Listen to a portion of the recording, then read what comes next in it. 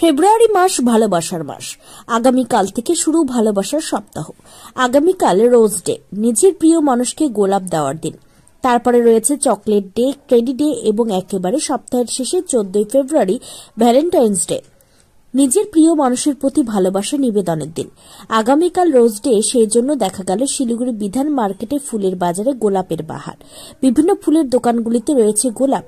এই প্রসঙ্গে তারা জানিয়েছেন, গোলাপের দাম যথাক্রমে 15 থেকে 20 টাকা পিস প্রতি। ভালোই বিক্রি হচ্ছে, আশা রাখছেন আগামীকাল রোজ ডে, সেই উপলক্ষে গোলাপ খুব ভালোই বিক্রি হবে। পাশাপাশি তারা আরও জানিয়েছেন, ব্যাঙ্গালোরের গোলাপও চলে আসবে, যে গোলাপ আরও দেখতে সুন্দর বেরঙের।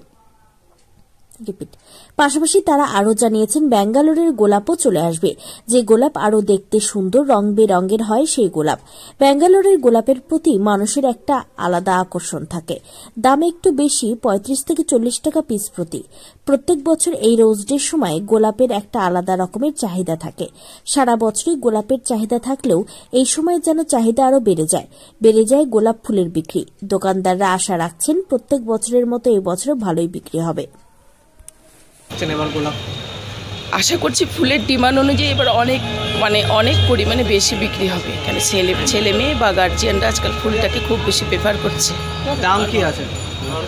দাম ক্যালকাটা গোলাপ 15 থেকে 20, আর ব্যাঙ্গালোর গোলাপ 30 থেকে 40। কতখানি গোলাপ তুলেছেন এবার ধরে নেওয়া যায় প্রত্যেকটা দোকানে মোটামুটি 1000 খানেক গোলাপ তো আসবেই। বিক্রি শুরু হয়েছে? বিক্রি, হ্যাঁ, পাহাড়ের বিক্রি অলরেডি শুরু হয়ে গেছে সকাল থেকে।